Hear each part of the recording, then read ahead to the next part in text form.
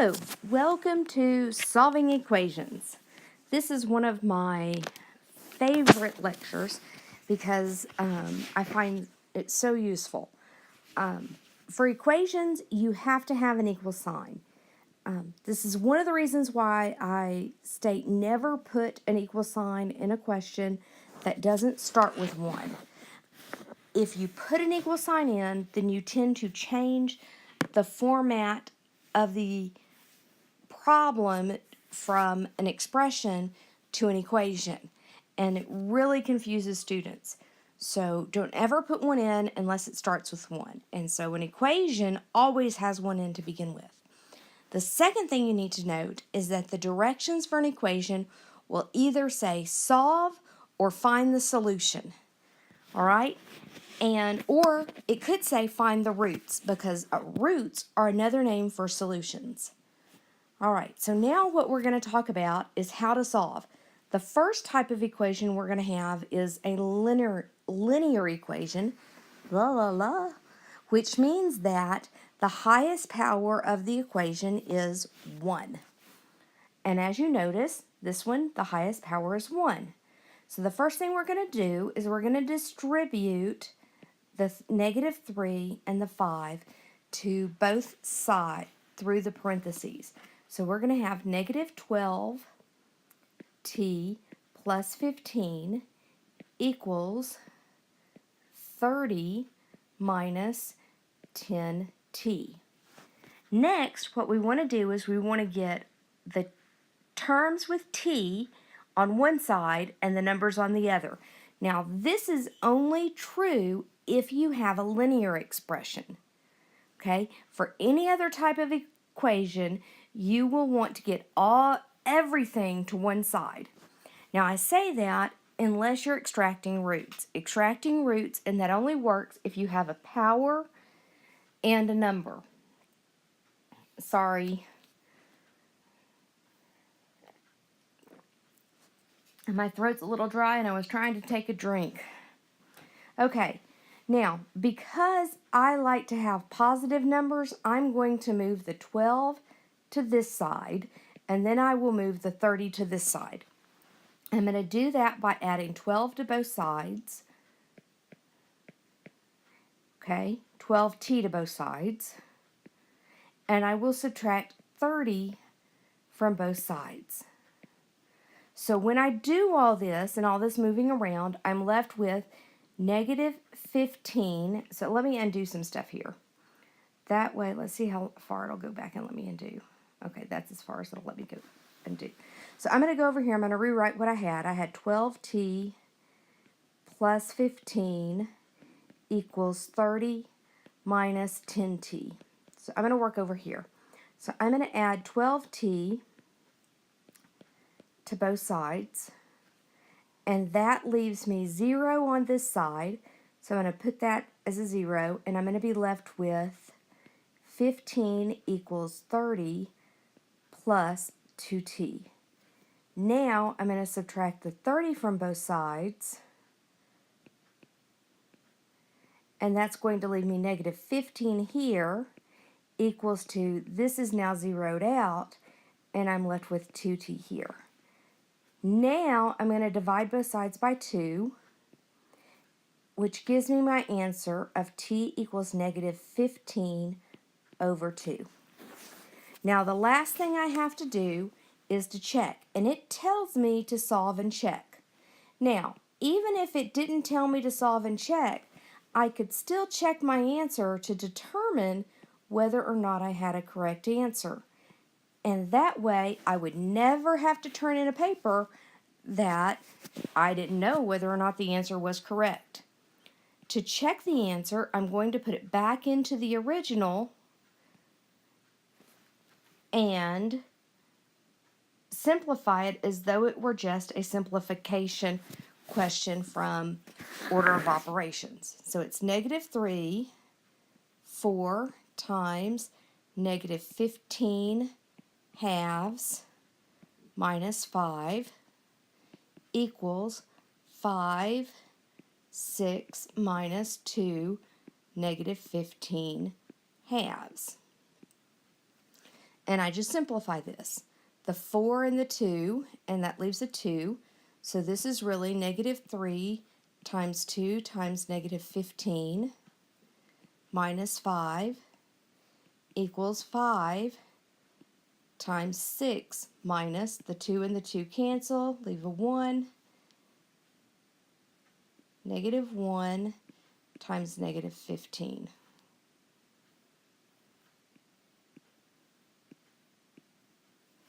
All right, so this is negative 3 times negative 30 minus 5 equals 5, 6 plus 15. So this is negative 3 times negative 35 equals 5 times 21. So the question is negative 3 times negative 35 equal to 5 times 21, and yes, they're both equal to 105. Right? So next, an extraneous solution is a solution that answers and solves the question and solves the equation, but does not a solution to the question. So in other words, it solves the equation, but it is not a solution. And we'll have a couple of those as we go throughout this material. Next is a quadratic, and that's very important. An imaginary number is one where I have the square root of negative 1 is I. Note that I want you to note that imaginary numbers come in pairs. These come in pairs.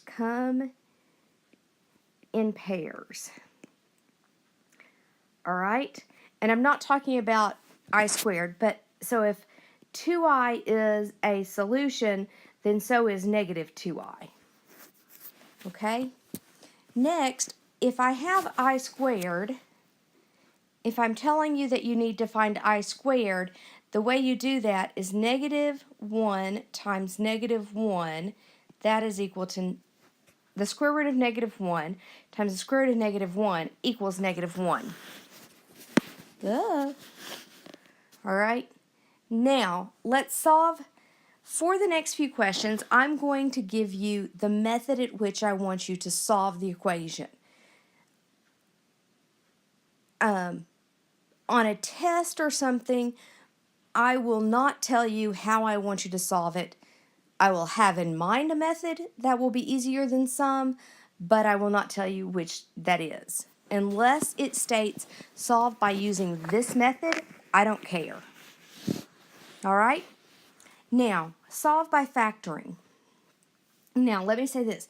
For a quadratic equation or any equation that is not linear, you must set equal to 0. Set equal to 0 first. That is the first thing you must do. All right? So, the first thing we have to do is set this thing equal to 0. So, we're going to distribute the 8, and then we're going to pull all those things over to the one side.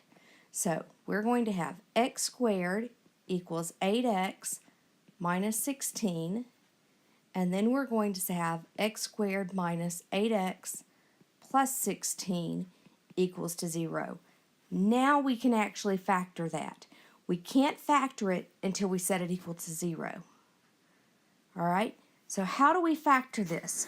We want two factors of 16 that add, and the reason we want them to add is because of this number right there, to give us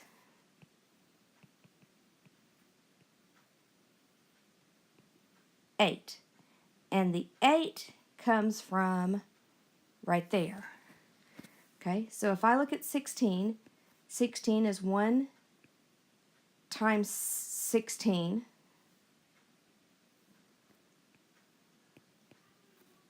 Two times 8 and 4 times 4. Now, I want to add these, so that's going to be 17. If I add this, I get 10. if I add this, I get 8. So the bottom one is my solution. So when I factor this, I get x and a 4, and I get x and a 4, and I get it equal to 0. Now, how do I figure out the sign that goes right here and the sign that goes right here? So how do I get those what signs go in those boxes? Since this is an addition sign, I know that both of them have to be the sign in front of the 8. So they both have to be minus signs. So what I end up having is I end up with x minus 4 times x minus 4, and that equals 0. And that factors out to what I need it to be. All right, now, what do I do next? Now, to explain this to you, I'm going to go back to some basic math. If I have A times B, just two arbitrary numbers, equal 0, then I know that either A equals 0 or B equals 0, right? So if I have two numbers that are multiplying together, then I know that one of those two numbers have to be 0. I don't know which one of them it is. I just know that one of them has to be 0. If I have the product of any two numbers is 0, then one of those two numbers is 0, right? So if I have x minus 4 times x minus 4 equals 0, then I know that either x minus 4 equals 0 or x minus 4 equals 0. So that means that x equals 4 or x equals 4. For any two factors of a quadratic, I know that one of those two factors has to be 0 in order for that quadratic to equal 0. All right? So now I need to check. So I'm going to put it back into x. I'm going to put x equals to 4 back into my original. Since the solution to this quadratic is the same number twice, I only have to check one of them. So I'm putting it back into my original. So I'm going to have 4 squared equals 8 times 4 minus 2. 4 squared is 16. 8, 4 minus 2 is 2. So 16 equals 16. So it checks out. So I'm good. All right. Let's go on to extracting roots. This is the one exception to setting it equal to 0. What I actually do is I want to set my squared term. So I want my squared term equal to the number. And not just my term, I want just the squared letter. So in my case, I want t squared equal to the numbers. All the numbers.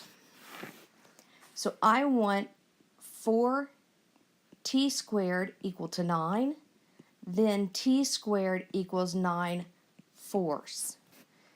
If I know that t squared equals 9 fourths, then I take the square root of both sides. But the square root is not simply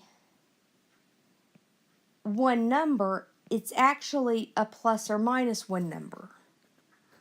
Okay, I'm going to go over to the side over here, and I want us to think about this. If I had t squared equals to 25, and I'm just using some arbitrary number that's a perfect square, then there are two possibilities that could equal 25. I could have t equal to 5 as 25, or t equals to negative 5 as 25. Correct? So now that is why we put in the plus or minus, is because there are those two possibilities of the positive version or the negative version. So then, two possible answers. Do not forget that. All right, now, so what is t? T equals plus or minus 3 halves. So now we need to check. So if we have t equals to negative 3 halves, then that is 4 times negative 3 halves squared minus 9 equals 0. So that's 4 times 9 fourths minus 9 equals 0. So that's 9 minus 9 equals 0. So 0 equals 0, and that works. What about t equals 3 halves? So that is 4 times 3 halves squared minus 9 equals 0. So 4 times 9 fourths minus 9 equals 0. So 9 minus 9 equals 0. So 0 equals 0. And so that works. If you have any questions, please email me.